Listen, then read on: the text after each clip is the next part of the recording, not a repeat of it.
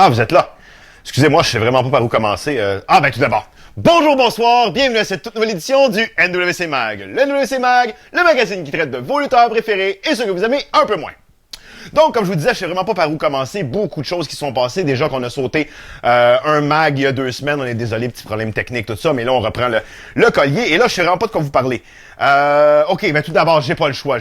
On peut pas passer sous silence. C'est une nouvelle quand même assez majeure. La signature du commissaire Manu pour 5... Vendetta est pas là, je vais le dire, 5 longues, très longues années selon moi. Mais là, le commissaire, je sais pas, vous avez vu sa déclaration de cette semaine, a un petit peu retourné son manteau, un petit peu changé son fusil d'épaule. Et là, il a plus vraiment l'intention de nuire à la NWC et tout ça. Il s'amuse tellement dans sa position et là, il y a un contrat de 5 ans en main. Son premier geste, qu'est-ce qu'il fait? Prochain gala, le 9 avril prochain, défi ultime. Défi ultime, c'est historiquement un gala où chaque champion doit défendre sa ceinture à 2 reprises dans la soirée.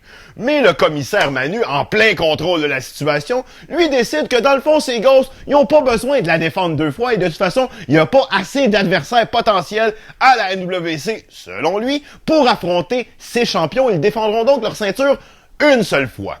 Pour compenser, le commissaire Manu nous offre le défi du commissaire, qui consiste en un combat royal avec une vingtaine de lutteurs de la NWC qui entreront successivement à chaque minute jusqu'à ce qu'on décide d'un survivant, jusqu'à ce que tous les lutteurs s'éliminent et qu'on finisse avec un survivant.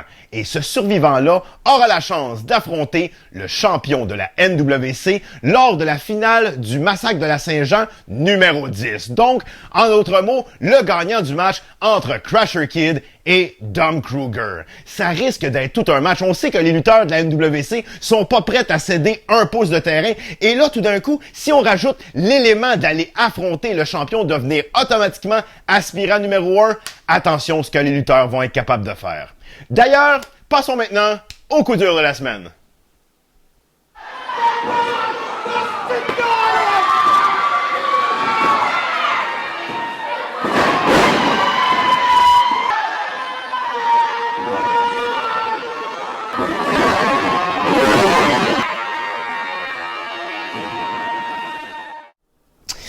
Ouais, je regarde ça, là. J'aimerais ça qu'on revienne sur les rivalités qu'il y a à la NWC. Je sais, vous voulez qu'on parle de Crusher Kid et Dom Kruger. Moi aussi, je vais en parler, je les aime bien et tout, mais un petit peu plus tard, je vais les garder pour le dessert. Non, je veux plutôt vous parler de Sweet Pete et de l'antéchrist Patrice Lacroix. Le torchon brûle entre les deux. En fait, le torchon brûle pour Patrice Lacroix parce que Sweet Pete, lui, a l'œil sur son titre. Lui, ce qu'il veut, c'est la ceinture. Non pas qu'il se fiche de Patrice Lacroix, mais peut-être que Pat Lacroix aimerait bien que Sweet Pete s'occupe un peu plus de lui. Il essaie vraiment d'attirer son attention. Dernier gala, le 12 mars, on se souvient, finale d'événement. Sweet Pete affronte Dom Kruger pour le titre poids lourd de la NWC dans un match de bûcheron. Un lumberjack match pour les Chinois. Donc, Sweet Pete a disputé un très fort match et Dom Kruger s'est retrouvé en mauvaise position à plusieurs reprises. Sweet Pete semblait en bonne voie pour remporter enfin le titre, mais... l'antéchrist s'est invité au match et est venu faire perdre Sweet Pete. Et là, les lutteurs de la NWC qui étaient là sur le bord étaient vraiment pas contents. Patrice s'est vraiment mis la NWC au grand complet à dos. D'un autre côté, il y a les Ghosts qui étaient bien contents, mais non. Patrice Lacroix est un loup solitaire. Il ne vit que pour ses choix à lui. Parlant de choix, il y a eu un mauvais choix dernièrement qui est en train de faire éclater une famille de lutte. La famille Gray. On se souvient qu'il y a 2 galas, alors du 6 contre 6, entre les 6 membres de la NWC face aux 6 membres des Ghosts, à la fin, complètement, il restait 2 lutteurs, un de chaque côté. Jason Gray pour la NWC, Francis Prou pour les Ghosts. Et alors que Jason est en mauvaise posture, Grant a voulu aider Jason à s'en sortir. Mais Jason a dit non! Et il a perdu le match. Et jeté la honte, selon Grant, sur la famille Gray. Dernier gala, le 12 mars. Encore une fois, Jason affrontait cette fois-ci Patrice Lacroix. Oui, je sais, encore lui. Patrice Lacroix. Et il a perdu son match.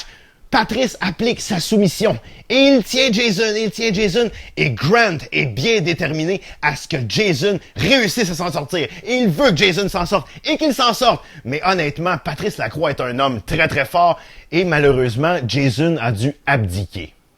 Et c'est là que Grant, il l'a vraiment pas pris. Il y a eu une petite prise de bec entre les deux. Grant a carrément dit à Jason qu'il avait honte de lui. Après tout ce qu'il lui a enseigné, après toutes les années, après tout ce qu'il lui a dit. Jason, pourtant, lui, s'excusait. Il était vraiment désolé de la situation. Il essayait vraiment, il a vraiment versé quelques larmes. Il était vraiment désemparé de la situation puisque Grant a toujours été un modèle pour Jason. C'est un peu grâce à lui si Jason, aujourd'hui, est sur un ring. Mais Grant ne voulait rien entendre. Il renie son fils. Prochain gala, le 9 avril.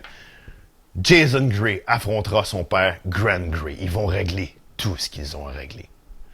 Par contre, si Grant perdait le match, il a décidé qu'il annonçait définitivement sa retraite. Que se passera-t-il? Est-ce que Grant va prendre sa retraite ou s'il va inculquer à Jason les bonnes manières dans la lutte? Voilà le moment que vous attendiez. On va parler de la rivalité qui fait couler beaucoup d'encre présentement à la NWC. Crusher Kid qui court après Dom Kruger. En fait, là, il court plus. Il a réussi les défis du commissaire et le 9 avril prochain, il affrontera Dom Kruger. Il a passé à travers la technique de Sick Rick, la vitesse de Speedball Mike Bailey, la force de frappe de Kevin Dunn et attention, les talents de pugiliste de l'ultime Paul Prou. Je sais pas si vous le savez, Paul Prou, là, c'est tout un combattant. Il a fait du combat ultime, des arts martiaux mixtes. C'est vraiment une brute. Et Crusher Kid a réussi son défi. Et maintenant, il est prêt pour Dom Kruger. On verra ça le 9 avril. Passons maintenant aux nouvelles en bref. Le début d'année du prédateur John Dundee est assez impressionnant. Il collectionne les victoires et les photos de ses victimes. Il y a eu Ali Striker, Frank Drouin, et cette fois-ci, c'était au tour de Bad Dog de se retrouver dans la collection de l'Australien.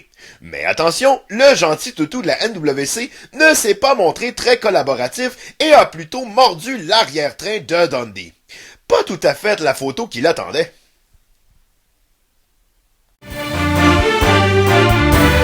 La belle Vanessa nous a présenté le 12 mars dernier le tout nouveau membre de sa meute, Jake la bottine Taylor. Par contre, la nouvelle bête n'est pas aussi facile à dompter. Coup de théâtre. Alors que Taylor ne savait pas trop comment réagir, c'est la charmante Darky qui est venue s'en mêler et elle en a profité pour faire ses excuses à Jake. C'était beau à voir, même si Rick a ressenti le coup de foudre. Alors, c'est ce qui complète cette édition du NWC Mag. Ne manquez pas le 9 avril prochain, défi ultime. Gala pendant lequel toutes les ceintures seront en jeu et avec, en finale, le bonus, le défi du commissaire. C'est donc un rendez-vous au 7111 Désirable à Montréal, le 9 avril, dès 20h. Quant à nous, on se retrouve le 16 avril prochain, dès 19h, pour une autre édition du NWC Mag. Soyez-y!